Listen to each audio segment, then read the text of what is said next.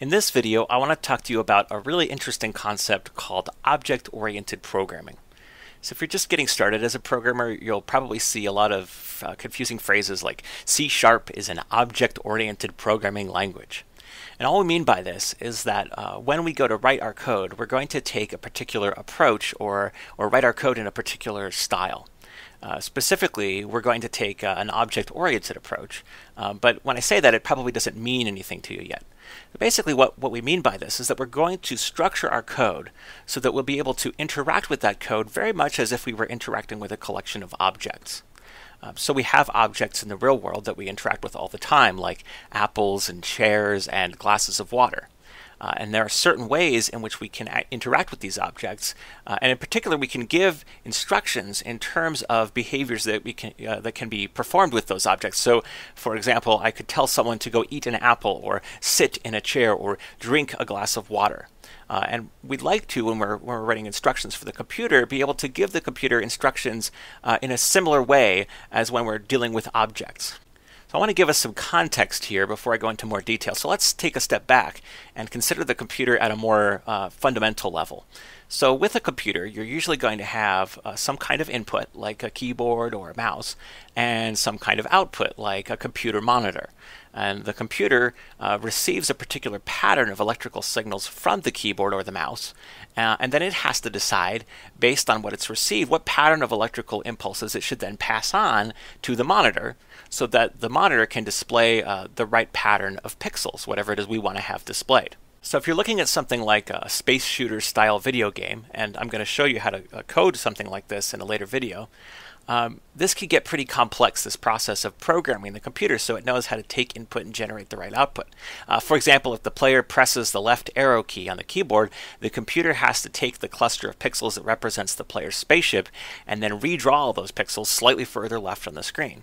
And there's all sorts of other stuff too, like how to get the spaceship to look like it's firing projectiles or exploding because it's smashed into an asteroid, and so on. Now there's lots of different ways we could go about programming the computer to accomplish something like this.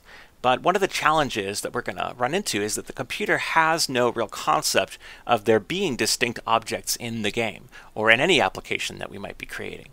The computer doesn't know or care that like one cluster of pixels will be perceived by the player as a spaceship and another cluster will be perceived as an asteroid. It just needs the step-by-step instructions for the pattern of pixels it's supposed to draw on the screen. So it's totally possible to write our code in a style that isn't oriented toward objects at all, that has no concept of objects or no structure of objects in the code, but still gets the same end result where the user sees something that looks like objects to them. Now, while that might be fine for the computer to take that approach, it turns out that it's not always the easiest or best way for human beings to write programs.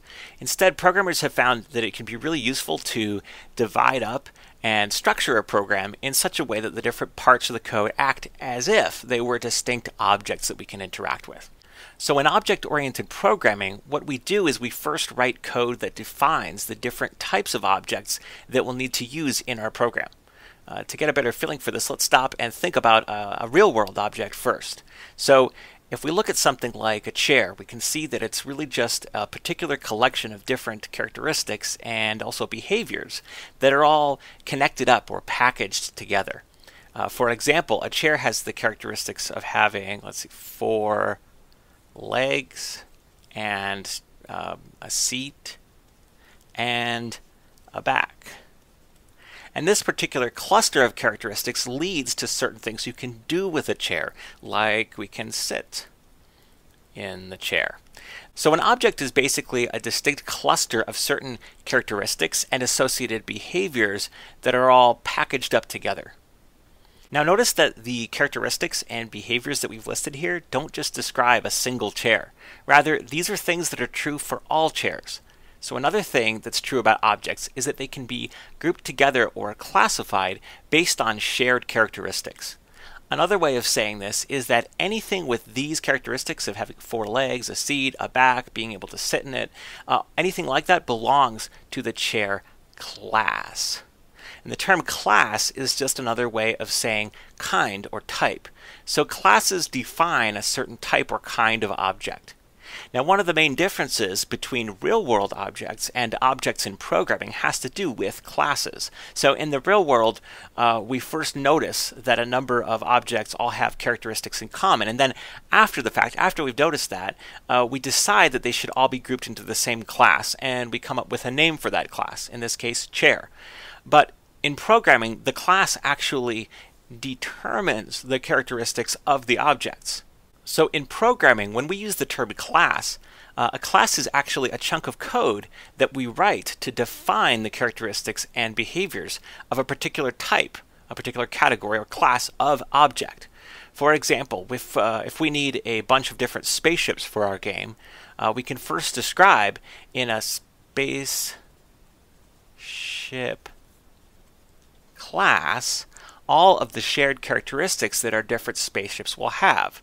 For example, they should be able to fly around the screen, and they should be able to shoot projectiles and also explode when hit some number of times.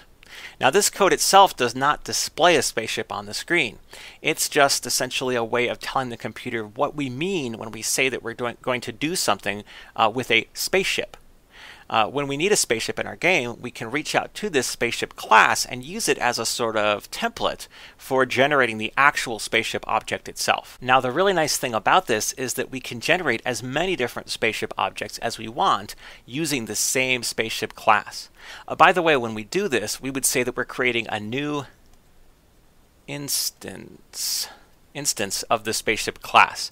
And because we're creating new instances, this process is often referred to as instantiation. Now notice that all of the instances or objects that we create from this spaceship class will have the same shared characteristics that define them as spaceships, being able to fly, exploding when hit a certain number of times. But also notice that we've left some things open in the template, like the specific number of times a given ship has to be hit before it'll blow up. And these variables get set when we create an individual instance, and they can be different from one instance to the next.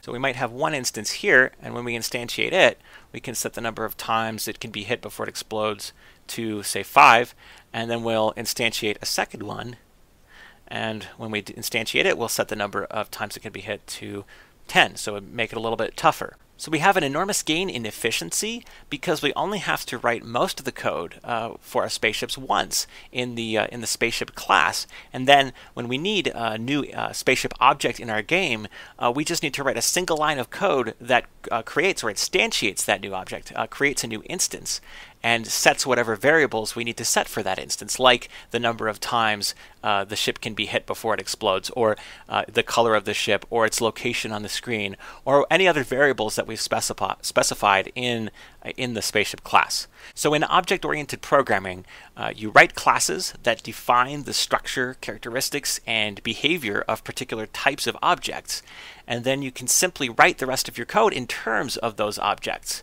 talking about things like spaceships. So this allows you to tell the computer things like blow up the spaceship, or when the player presses the left arrow key, move the spaceship to the left, and it will actually know what you mean by spaceship in that case. And also what things are allowed, what actions, what behaviors can be done with a spaceship that'll make sense.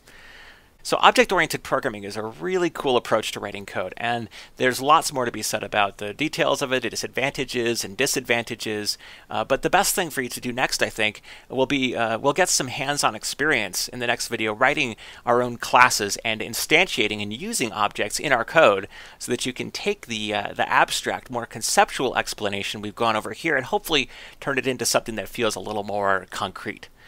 Then in a later video, we'll come back and we'll talk more about some of the theory behind object-oriented programming.